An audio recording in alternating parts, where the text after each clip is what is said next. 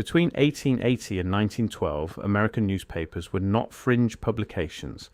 They were the public record. They were how a farmer in Ohio learned what was happening in Washington. They were how a merchant in Tennessee knew whether the railroad was coming through. When something appeared in a newspaper, it appeared because an editor, a professional, a man whose reputation depended on accuracy, decided it was real enough to print. And for 32 years, those newspapers kept reporting the same thing. From county weeklies to major metropolitan dailies, the reports accumulated with a consistency that defies coincidence. Excavators opening burial mounds in the Ohio River Valley described skeletal remains belonging to individuals of 7, 7.5, 8 feet in height. Workers grading railroad cuts through ancient earthworks in the Mississippi Basin described skulls of unusual proportion, copper artifacts of extraordinary craftsmanship, and burial contexts that implied social organization nobody had accounted for.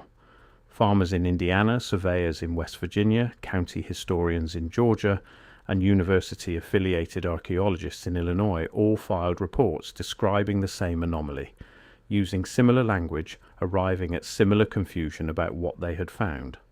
Then, around 1912, the reports stopped, not because the mounds stopped yielding unusual remains, because the institution that had taken custody of those remains had made a decision about what the public was permitted to know. The Ohio River Valley in the 1880s was not wilderness. It was the heartland of American expansion, crossed by railroads, dotted with towns, and home to a growing class of amateur archaeologists who took the mound sites seriously. These were not treasure hunters. Many of them corresponded with the newly established Smithsonian Institution, filed careful reports, and donated materials to regional museums. Their documentation was meticulous by the standards of the era. And their documentation, preserved in newspaper archives that digitization projects have been slowly recovering, tells a story the official record refuses to contain. The Scioto County Gazette in 1883 described an excavation near Chillicothe, Ohio, in which workers uncovered a burial containing the remains of an individual estimated at over 7 feet in stature, accompanied by a copper headdress of a type unknown in any catalogued collection of Native American artifacts. The article named witnesses, gave precise location details, and noted that a physician had measured the remains before they were removed. The Kanawha Dispatch reported similar findings from West Virginia sites in 1885 and again in 1887. Those accounts describe not isolate. I have to pause here for a second, because what I just described, that is one case from a much larger pattern. There are 35 documented cases in a document I put together. Different cities, different decades, different types of evidence. Every single one follows the same sequence: discovered, documented, acquired, disappeared. I could not fit all of it into a video. It's in the pinned comment below. Find it before we continue. The excavating party could not identify within any known cultural framework. These were not sensationalist publications. The Memphis Daily Appeal was the newspaper of record for a major southern city. Its editors were not in the business of printing ghost stories. They were in the business of reporting what verifiable, named locally accountable sources had told them. And what those sources were telling them consistently and across a geographic range stretching from the Great Lakes to the Gulf of Mexico was that the people who had built the mounds had been physically unlike any population currently living in North America. The Smithsonian Institution enters this story at the exact moment the reports were most abundant. The Bureau of American Ethnology had been established in 1879 under John Wesley Powell, and from the beginning it operated not just as a research institution, but as a gatekeeping institution. Powell understood that control over what constituted legitimate archaeology required control over publishing, over credentialing, over the definition of what evidence was admissible. The Bureau issued excavation guidance. It funded the researchers whose conclusions matched its predetermined framework and quietly withdrew support from those whose conclusions did not. The framework was simple. The mound builders were the direct ancestors of living Native American populations.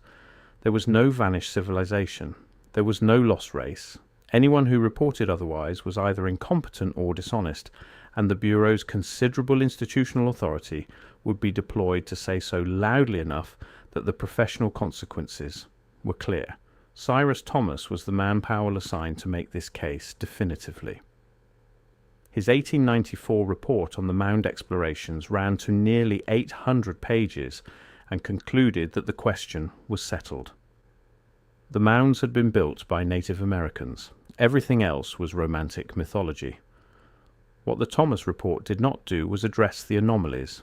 It did not explain the skeletal remains described in dozens of independent accounts as significantly exceeding the stature of any known population.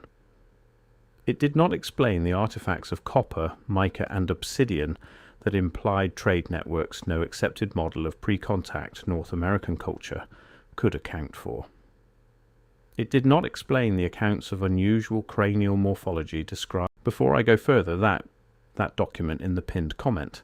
If you have not found it yet, go there now, because everything I cover in these videos is one piece of a pattern that only becomes visible when you see all 35 cases together. The document shows you the full pattern. What I can show you here is the surface. What is down there is everything underneath it. Pinned comment, now, then come back. They collected skeletal remains, artifacts, contextual materials from burial sites across the country were shipped to Washington and received into the Smithsonian's collections. The accession records from this period document the receipt of materials from dozens of significant mound sites, but cross-referencing those accession records against the early newspaper accounts produces a pattern that is difficult to explain through conventional archival logic. Materials described in specific terms in newspaper reports appear in the accession records as received, and then they disappear. They are not in current collection databases. They are not in published summaries of the collections. When researchers file formal requests for their location, the responses vary.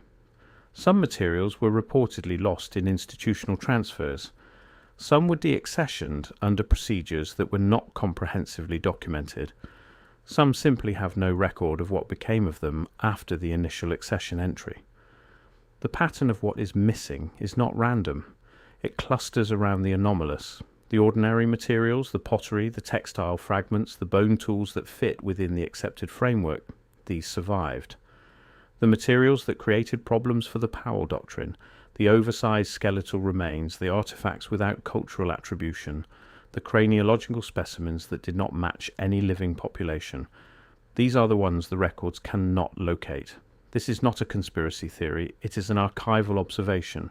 The records show receipt. The records do not show current location.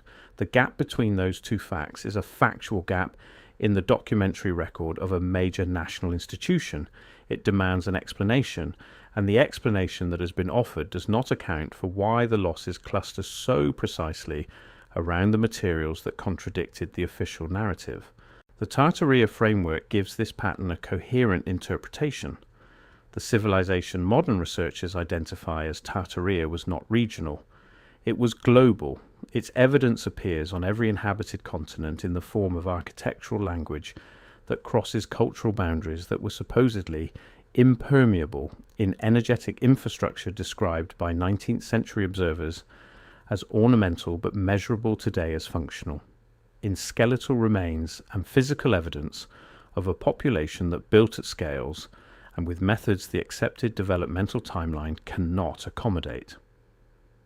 The reset that erased Tartaria from the official record was not a single event, it was a process. And in North America, the Bureau of American Ethnology was a significant mechanism of that process. Institutional suppression does not require conscious coordination at every level. It requires only that the people at the top understand what questions cannot be answered honestly and create structural incentives that ensure those questions are never answered honestly by anyone below them. What connects the Tartaria framework to the giant remains is not simply the physical anomaly of the size. It is what the size implies about the civilization that produced those individuals. The scale of stonework, the precision of acoustic design, the mass of the energy harvesting infrastructure, all of this required labour performed by individuals of sustained physical capacity that typical historical population measurements do not adequately explain. The records of anomalous skeletal remains from cultures associated with megalithic construction are not limited to North America. They appear in accounts from the British Isles, from the Middle East, from South America, dismissed by researchers using exactly the logic Powell would later apply in the United States. The pattern is global, the suppression is global, the methodology is consistent enough across continents and centuries that the consistency itself is evidence of coordination exceeding individual institutional bias. In North America, the mound builders were the local expression of something much larger. Their earthworks were not isolated regional monuments, they were nodes in a system. The astronomical alignments of the major mound complexes correspond to alignments found in Tartarian architectural complexes on other continents. The copper trade networks implied by artifact distributions from the Great Lakes to the Gulf of Mexico describe a continental infrastructure that no accepted model of pre-contact North American society can contain.